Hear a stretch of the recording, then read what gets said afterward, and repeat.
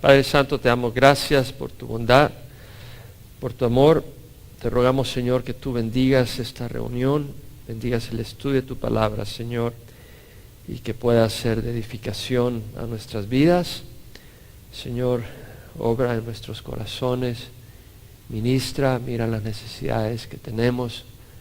La necesidad mayor eres tú, Señor. Despierta nuestros corazones, refréscanos. Fortalécenos, Señor, y ilumínanos, Padre. En nombre de Jesús. Amén y amén. Se pueden sentar. Estamos estudiando la carta de Pablo a las iglesias en Éfeso, a los santos que están en Éfeso. Ya estudiamos el capítulo 1. Hoy continuamos con el capítulo 2.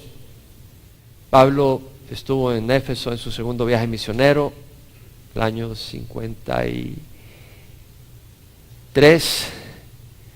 En su regreso pasó por Éfeso, dejó a Priscila y Aquila, y en el año 53, en el tercer viaje misionero, pasó en ese mismo año de regreso, después de visitar las iglesias en Galacia. Llegó a Éfeso y ahí estuvo 2 años y medio ministrando hasta el año 56.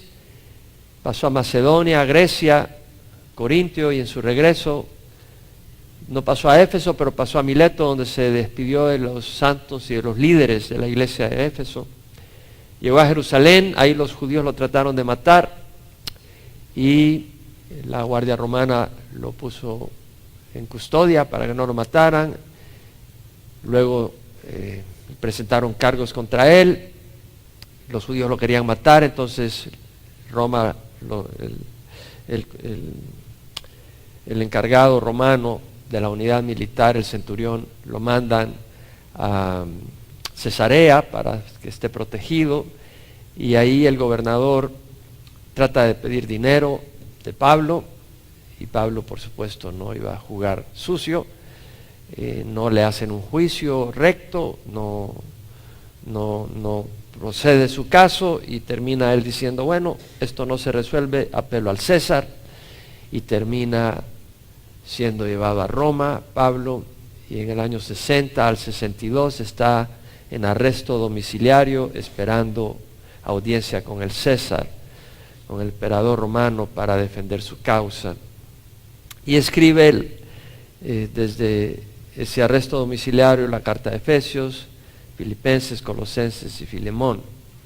Ahí por el año 60 se cree que escribió la carta de Éfeso. Primer capítulo, Pablo habla de las riquezas que tenemos en Cristo.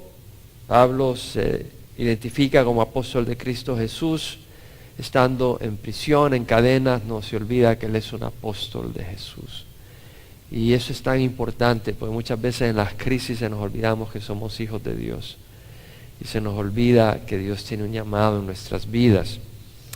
Pablo bendice a Dios, diciendo que Él nos ha bendecido con toda bendición espiritual, hablando de que nos ha escogido y que nos ha predestinado en los primeros versículos del capítulo 1, de que hemos sido redimidos por su sangre, la sangre de Jesús, y que después de escuchar el mensaje de la verdad, del evangelio de salvación, hemos sido sellados por el Espíritu Santo.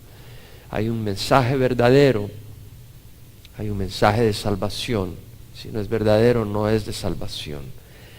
Y cuando lo oímos y creemos, Dios nos sella con su Espíritu Santo. Pablo menciona de la fe de la iglesia de los santos en Éfeso, mostrada en el amor a los hermanos. La gente sabía de eso. Pablo menciona que daba gracias a Dios por eso. Y luego Pablo menciona su oración para que el corazón de los efesios fuera iluminado, para conocer las riquezas de la herencia en los santos. Los santos, el pueblo de Dios, es la herencia, las riquezas de Dios. Dios nos ha escogido y nos ha amado tanto y derramado, y tiene planes para transformarnos a la imagen de Jesús, convirtiéndonos en su tesoro. Y de hecho los santos, la iglesia es un regalo para los creyentes. Pablo habla de la grandeza del poder para los que creemos. El poder que resucitó a Jesús de la muerte es el mismo poder que está a la disposición de los santos. No para pervertirnos o para vivir en codicia, pero para vivir una vida en victoria.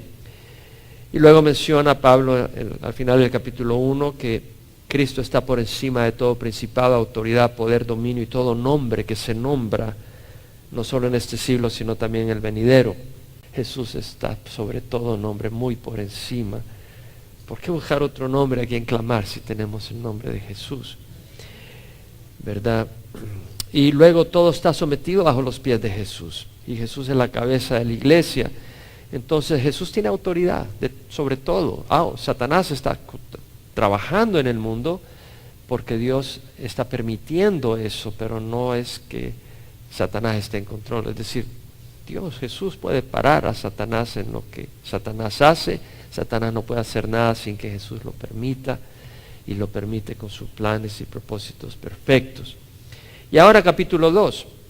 Pablo dice: Él os dio vida a vosotros, que estabais muertos en vuestros delitos y pecados, en los cuales anduvisteis en otro tiempo, según la corriente de este mundo, conforme al príncipe de la potestad del aire, el espíritu que ahora opera en los hijos de desobediencia, entre los cuales también todos nosotros en otro tiempo vivíamos en las pasiones de nuestra carne, satisfaciendo los deseos de la carne y de la mente, y éramos por naturaleza hijos de ira, lo mismo que los demás.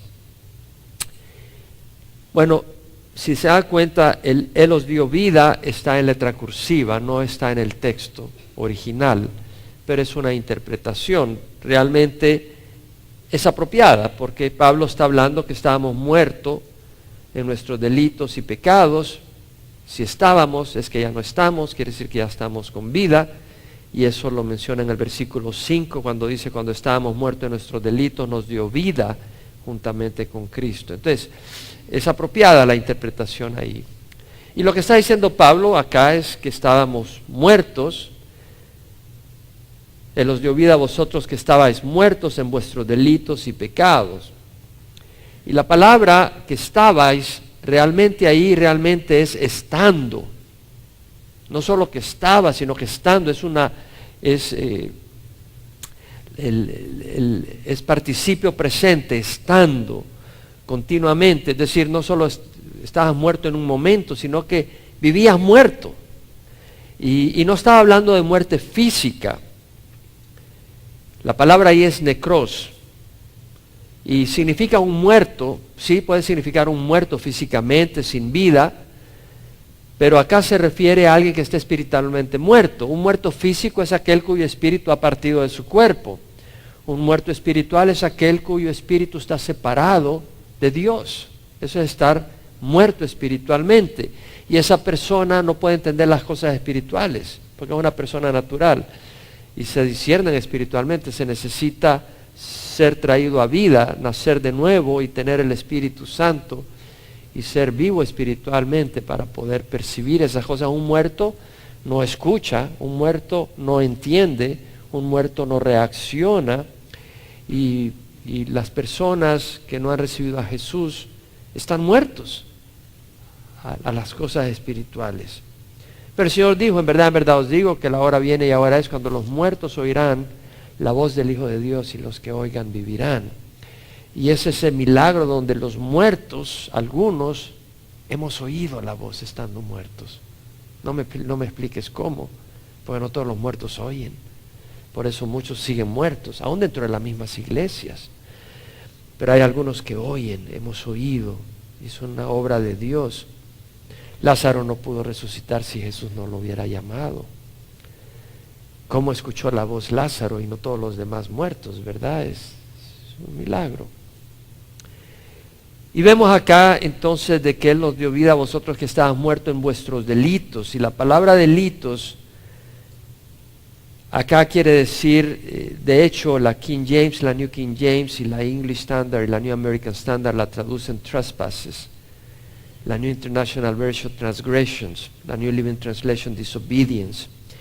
Y la palabra delito quiere decir transgresión, desobediencia, rebeldía, insubordinación, desacato. En otras palabras, es cuando te dicen: no cruces esta línea, y tú la cruzas a propósito. Y realmente el ser humano tiene una naturaleza rebelde. Tenemos una naturaleza rebelde.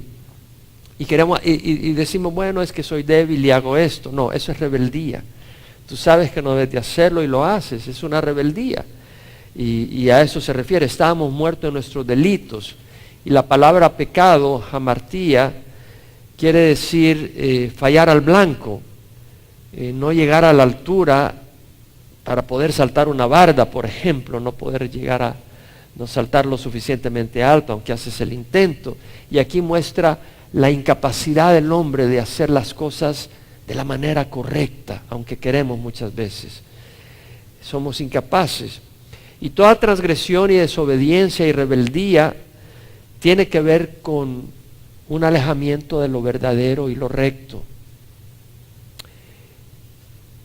Todo pecado es errar, es no dar al blanco, no llegar a la altura, al estándar de Dios.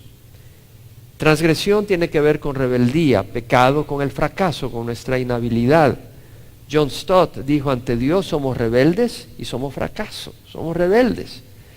Y realmente somos rebeldes, a veces no lo queremos reconocer, pero tenemos una naturaleza rebelde. En serio, y no nos damos cuenta, decimos, no, es que no quiero hacer esto ahora, o voy a hacer esto. Es rebeldía realmente. Y muchas veces no es simplemente no tenemos la habilidad. Pero todo aquello que va contra el plan de Dios es que es falso, es un engaño. Y por eso Jesús, cuando estaba orando en su oración sacerdotal, el día de la última cena, dices, Padre, santifícalos en la verdad, tu palabra es verdad. Es decir, tu palabra es verdad. Todo aquello que se aleja de tu palabra, hay mentira, hay engaño, hay falsedad, no es correcto. Bueno, J. Vernon McGee, haciendo comentarios sobre este versículo donde dice que estabas muerto en vuestros delitos y pecados, es que todo el mundo está muerto en sus delitos y pecados, excepto la minoría que está salva. Entonces J. Vernon McGee dice, ¿sabes tú y yo vivimos en este mundo que es un cementerio? Dice que un irlandés una vez le preguntaron qué es un cementerio, es el lugar donde viven los muertos. Entonces dice, bueno, este es un cementerio porque hay un puño de muertos viviendo en este mundo. Están existiendo, pero están muertos, no tienen comunión con Dios. Y luego vemos que Pablo dice, Él os dio vida a vosotros que estabas muertos en vuestros delitos y pecados, en los cuales anduvisteis en otro tiempo,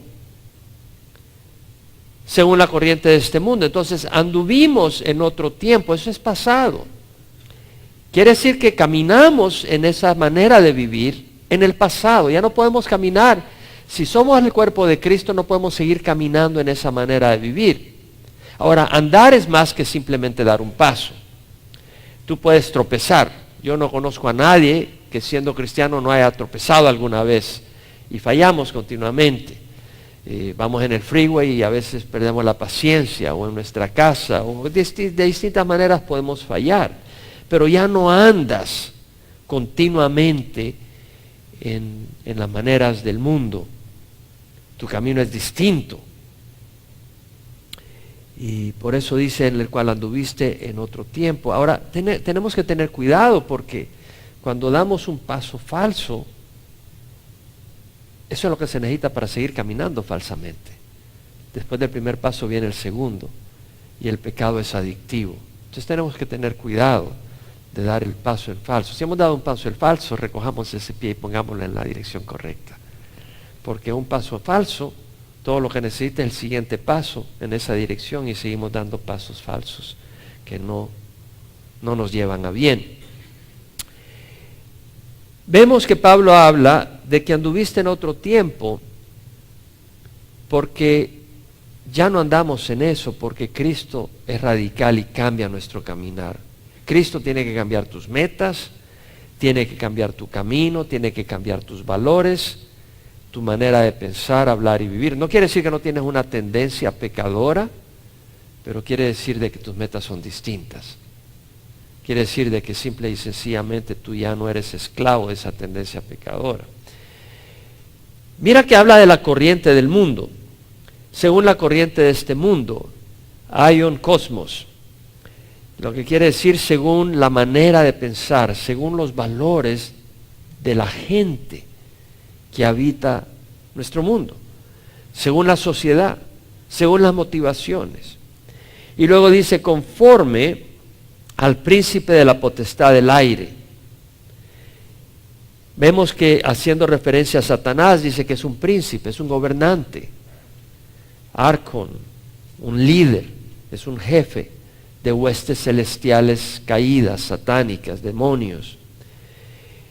Y vemos de que en el mundo tú andabas según la corriente, según la manera de pensar, según la dirección que es influenciada y gobernada por Satanás, que es el príncipe de la potestad. Está hablando de poder. Hay un poder ejerciendo su influencia en este mundo. Menciona el príncipe de la potestad del aire. Bueno, Satanás se mueve en las regiones celestes. No solo aquí en la tierra, sino en las regiones celestes, en el espacio. Y dice, el espíritu que ahora opera en los hijos de desobediencia. Entonces vemos que Satanás está operando, y la palabra operando acá quiere decir forjando, haciendo energeo, quiere decir haciendo, trabajando en él. Pero quiero regresar un poco a donde habla sobre el príncipe de la potestad del aire, y es que tenemos que reconocer que este mundo está siendo gobernado por Satanás. Es importante, y no es el único lugar donde lo menciona la Escritura. Jesús, en el Evangelio de San Juan leemos que antes de partir dice, os digo la verdad, os conviene que yo me vaya, porque si no me voy no vendrá el Consolador. Pero si me voy os lo envío, y cuando Él venga convencerá al mundo de pecado, de justicia y de juicio. De pecado, porque no creen en mí; de justicia, porque me voy al Padre y ya no me veréis; y de juicio, porque el príncipe de este mundo ya ha sido juzgado. Es decir, Cristo en la cruz, al morir en la cruz, mostró la maldad de Satanás, y Satanás ha sido juzgado. Pero Él es el príncipe de este mundo. Y Satanás influencia al mundo en la manera de andar, promueve la manera de pensar que dirige las cosas de este mundo, las ideas, los valores de este mundo. Él es quien está detrás de la religión falsa, que tiene apariencia de piedad, pero es falsa, del Islam, del mormonismo, de los testigos de Jehová, de las sectas. Él está detrás de la idolatría, el materialismo, la pornografía. Satanás está detrás de todo eso, cosas adictivas, las modas indecentes, el comercialismo, la explotación, el homosexualismo. Hay una pasión por el homosexualismo increíble. Solo basta usar la cabeza y entender que el cuerpo del hombre complementa al de la mujer, no al de otro hombre. Las guerras, los homicidios, la rebeldía contra la autoridad, contra los padres. El mundo es un caos. Satanás está detrás de todo eso. Y vemos que es un espíritu que opera en los hijos de desobediencia, está forjando algo. Él es el que mueve las cuerdas, engañando a la gente y manipulándolas. El mundo baila al son de Satanás. Pablo en su carta a Timoteo dice, el siervo del Señor no debe ser rencilloso, sino amable para con todos, apto para enseñar, sufrido, corrigiendo tiernamente a los que se oponen, por si acaso Dios les dé el arrepentimiento que conduce al pleno conocimiento de la verdad, y volviendo en sí, escapen del lazo del diablo, habiendo estado cautivos de él para hacer su voluntad. Pablo está hablando que la gente está atrapada en el lazo del diablo, son cautivos de él para hacer su voluntad. No se dan cuenta, pero Satanás ha usado pornografía, ha usado licor, ha usado drogas, ha usado homosexualidad, ha usado fornicación, ha usado dinero, ha usado envidias, ha usado ira, ha usado distintas cosas para atrapar a la gente para que vayan en contra del plan de Dios. Y ha traído confusión. Pablo dijo que Satanás se disfraza como ángel de luz. No siempre es a través de actos de terrorismo. A veces, como te digo, viendo la televisión y oyendo predicadores que están dando doctrinas falsas. O idolatría, la idolatría es idolatría, los idólatras no entrarán al reino de los cielos. Y mira que menciona el espíritu que opera ahora en los hijos de desobediencia. Hijos de desobediencia es que hay dos familias en el mundo. La familia de los que son obedientes a Dios y la familia de los que son desobedientes a Dios. Tú dices, bueno, yo recibí a Cristo en una cruzada. La pregunta es, ¿caminas en obediencia o caminas en desobediencia? ¿Verdad? Entonces vemos que habla de los desobedientes. No puedes ser cristiano y desobediente a la luz. Ahora dice Pablo, entre los cuales también todos nosotros en otro tiempo vivíamos, en las pasiones de nuestra carne, satisfaciendo los deseos de la carne y de la mente, y éramos por naturaleza hijos de ira, lo mismo que los demás, entre los cuales todos nosotros en otro tiempo vivíamos. Es decir, nosotros éramos miembros de la banda de los desobedientes. Éramos. No seguíamos los pasos de justicia y rectitud de Dios. Vivíamos en las pasiones de nuestra carne. Mira lo que dice, vivíamos en las pasiones de nuestra carne. Estábamos inmersos, satisfaciendo, gobernados por las pasiones de la carne. Y la palabra pasión ahí quiere decir lujuria, puede significar lujuria, puede significar una pasión intensa, buena, pero generalmente es una pasión pervertida, que está fuera del plan de Dios. Y dice, vivíamos en las pasiones de nuestra carne, satisfaciendo los deseos de la carne y la mente. Es decir, porque en Adán hemos pecado y tenemos una naturaleza pecadora. Entonces, tenemos una naturaleza, la carne en sí, el cuerpo en sí no es malo, pero tenemos una naturaleza pecadora, con tendencias pecadoras. Y la mente tiene tendencia a pensar cosas que no son buenas. Entonces, vivíamos satisfaciendo las inclinaciones pecaminosas de la carne y de la mente. Pero eso acumula la ira de Dios si no lo sabíamos. En primera de Juan 2, 15 al 17, Juan dice, no améis al mundo ni las cosas que están en el mundo. Si alguno ama al mundo, el amor del Padre no está en él. Porque todas las cosas que están en el mundo, el amor del Padre, la lujuria de la carne, la pasión de los ojos y la arrogancia de la vida no provienen del Padre sino del mundo. Y el mundo pasa y sus pasiones, pero el que hace la voluntad de Dios permanece para siempre. Entonces, Juan nos dice, no améis al mundo, es decir, la mundanidad, no quiere decir a la gente. No améis al mundo ni las cosas que están en el mundo. Si alguno ama al mundo, el amor del Padre no está en él. La pasión de la carne, la pasión de los ojos, la arrogancia de la vida no provienen del Padre sino del mundo. El mundo pasa y sus pasiones, pero el que hace la voluntad de Dios. Mira, una cosa es tener atracción al sexo opuesto. Yo espero que cada uno de nosotros sienta atracción hacia el sexo opuesto. Pero otra cosa es alimentar pensamientos inmorales. ¿Me explico? Hay una diferencia. Una cosa es desear dinero para satisfacer nuestras necesidades y trabajar por dinero. Otra cosa es convertirlo en un ídolo y depender de él y no del Señor. ¿Sí me explico? Hay una diferencia.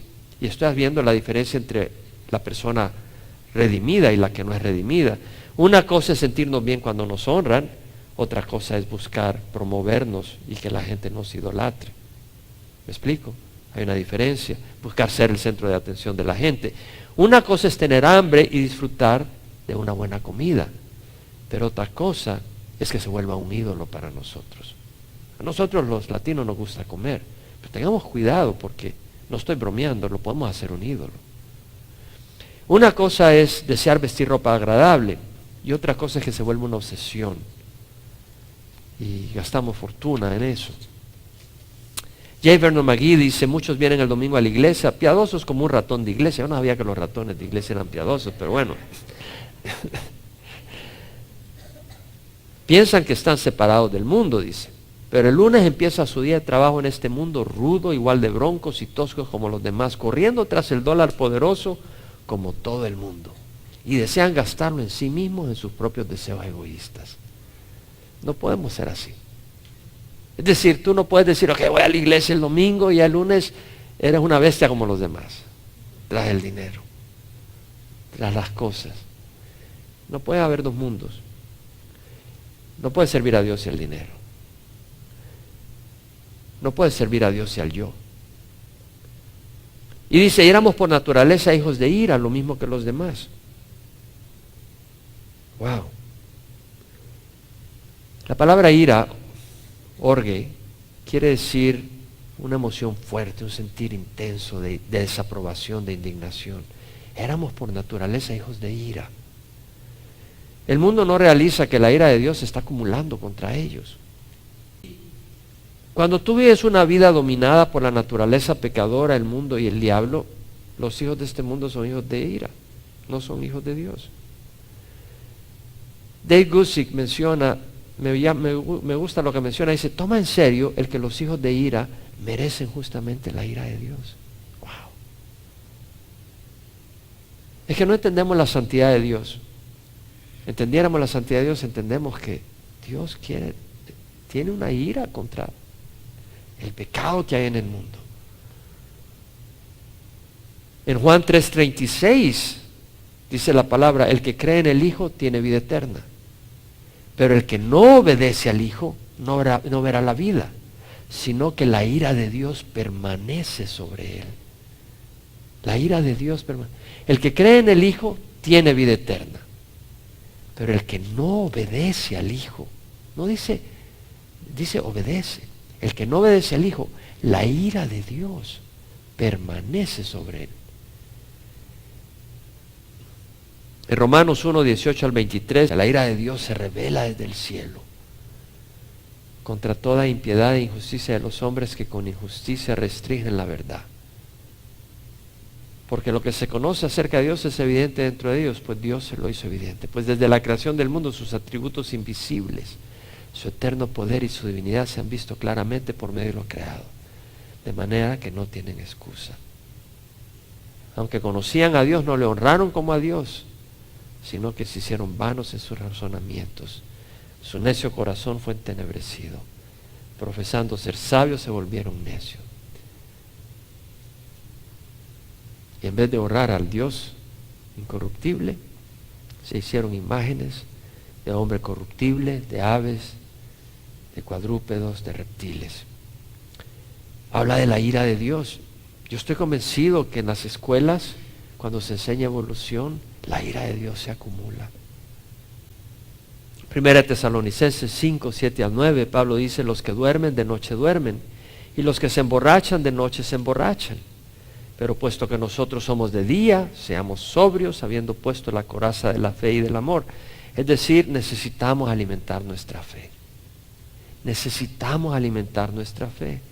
Y por yelmo, por casco, la esperanza de la salvación. Necesitamos alimentar la esperanza de vida eterna. Si no, vamos a ser moscas atrapadas en la miel del pecado. Necesitamos alimentar la esperanza de vida eterna.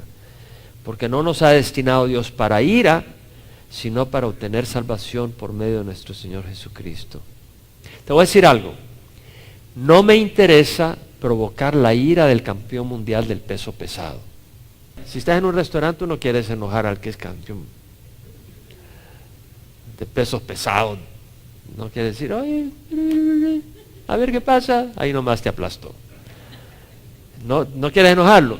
Yo no quisiera provocar a ira a la cabecilla de la mafia siciliana. Voy a un restaurante italiano y ahí está el mero padrino, el godfather de la mafia siciliana y llego a tirarle una patada. No, mi amigo. Ahí nomás te acribí a tiros. No quiero hacer eso.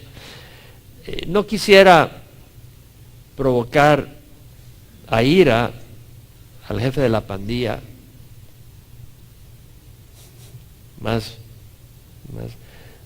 violenta que haya, ¿verdad? Tú sabes que ahí nomás te acabó, ¿verdad? Pero mucho menos me interesa provocar la ira de Dios. La ira de Dios. Porque esa ira tiene consecuencias eternas. Y lo que está diciendo la Biblia es que el mundo está bajo la ira de Dios ya.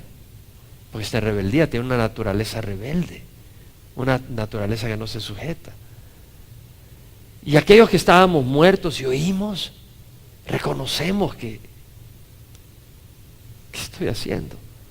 Y le pedimos perdón a Dios y le decimos, Señor, ayúdame a caminar en tu camino, y Él nos da el Espíritu Santo para hacerlo. Pero la ira de Dios es real. En Apocalipsis 14, versículos 6 al 11, leemos que Juan escribe: vi volar en medio del cielo a otro ángel que tenía un evangelio eterno para anunciarlo a los que moran en la tierra y a toda nación, tribu, lengua y pueblo, diciendo a gran voz: temed a Dios y dadle gloria, porque la hora de su juicio ha llegado. Un día viene el juicio divino. Adorad al que hizo el cielo y la tierra, el mar y las fuentes de las aguas. Y le siguió otro ángel, el segundo, diciendo: cayó la gran Babilonia, la que ha hecho beber a todas las naciones del vino de la pasión de su inmoralidad. Entonces lo siguió otro ángel, el tercero, diciendo a gran voz: si alguno adora a la bestia y su imagen y recibe una marca en su frente o en su mano, él también beberá del vino del furor de Dios. O sea que en la tribulación, aquellos que se dejen poner la marca en la mano, en la mente, en la frente, para poder comprar o vender, van a beber el vino de la ira de Dios, y será atormentado con fuego y azufre delante de los santos ángeles y en presencia del Cordero. Y el humo de su tormento asciende por los siglos de los siglos, y no tiene reposo ni de día ni de noche, los que adoran a la bestia y a su imagen y cualquiera que recibe la marca de su nombre. Yo creo que estas cosas hay que meditarlas. Un día viene la ira de Dios sobre este mundo. Un día aquellos que se han rehusado sujetarse a Dios, la ira de Dios viene, no solo en la tribulación, pero en una eternidad, en el fuego eterno. O podrá ser muy religioso, pero como hemos estudiado en Gálatas, si tú le añades al evangelio de gracia tus obras, lo anulas. Y ese evangelio no sirve y no salva. Puedes ser religioso, pero no ser salvo. En Apocalipsis 19 leemos cuando Jesús venga, dice: vestido en un manto empapado en sangre, y su nombre es el Verbo de Dios. Versículo 14 dice: y los ejércitos que están en los cielos, vestidos de lino fino, blanco y limpio, le seguían sobre caballos blancos. De su boca sale una espada afilada para herir con ella a las naciones, y las regirá con vara de hierro. Y él pisa el lagar del vino del furor de la ira del Dios Todopoderoso. Pisa, o sea, patea el lagar donde se aplasta las uvas para que salga el vino, con el concepto de que la gente va a tomar ese vino, o sea, la ira de Dios, va a beber la ira de Dios. Y vemos en el versículo 10 del capítulo 20 que al final del milenio Dios tira al diablo al lago de fuego y azufre. Dice: el diablo que los engañaba fue arrojado al lago de fuego y azufre, donde también están la bestia y el falso profeta, y serán atormentados día y noche por los siglos de los siglos.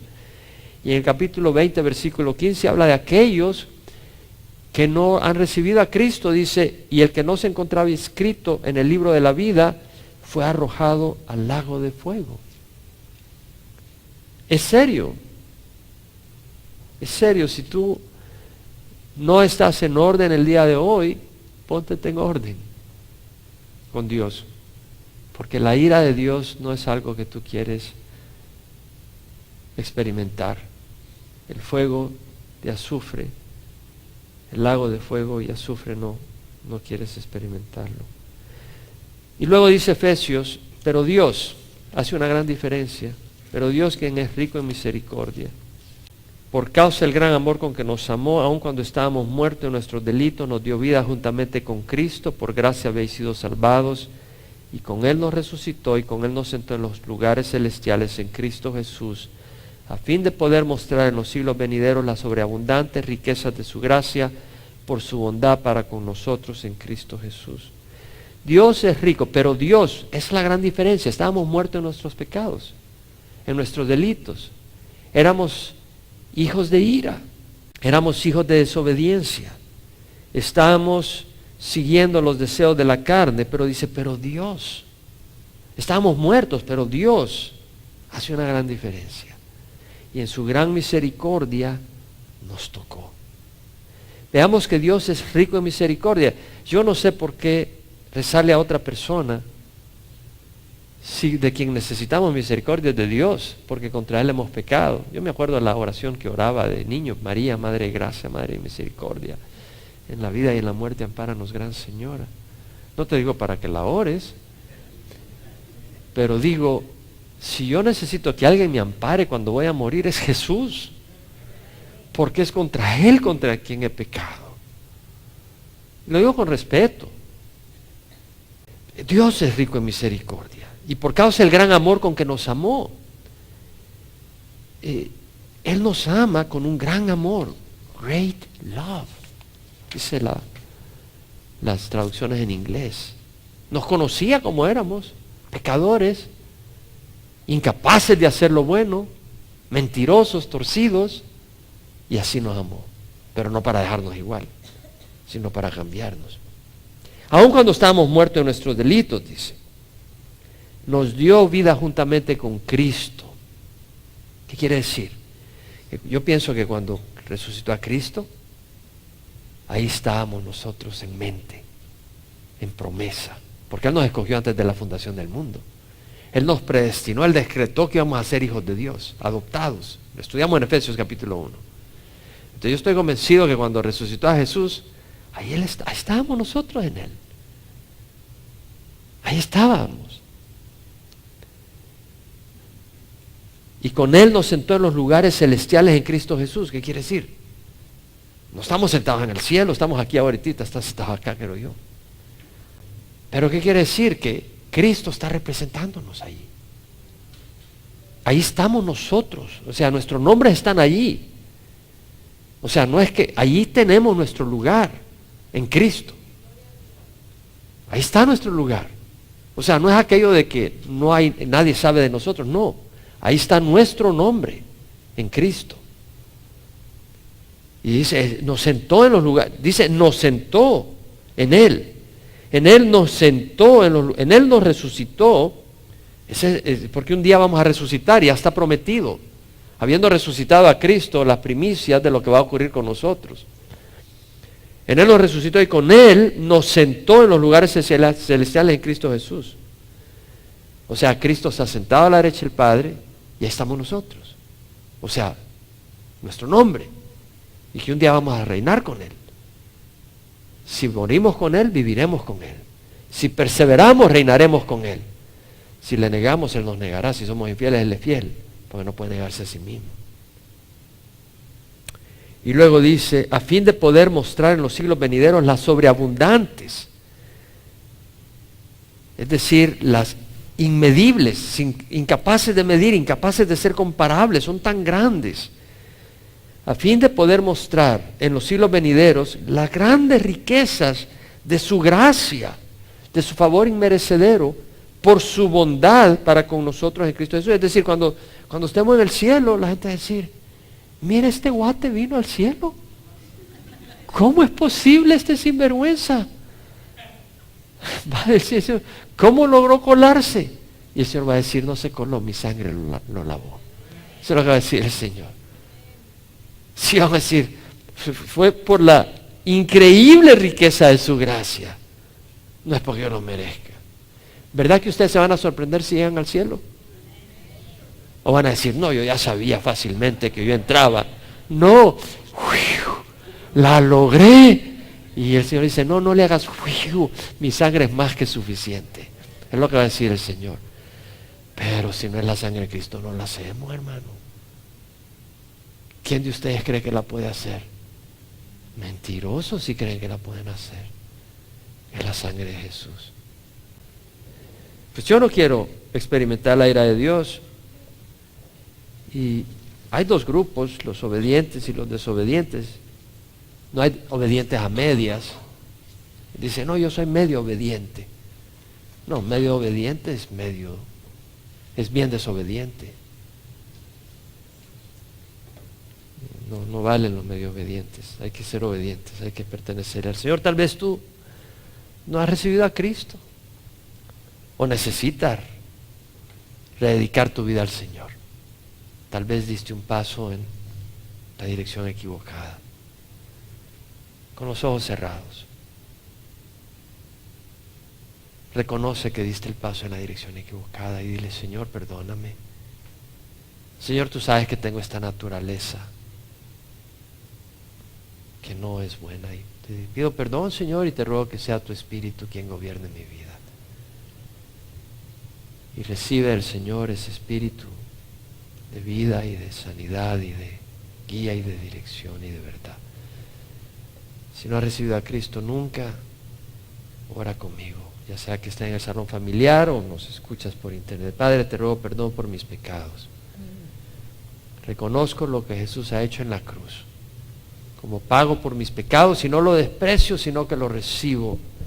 Señor, he sido rebelde, he sido desobediente. Hoy te ruego que entres a mi vida y dirijas mis pasos.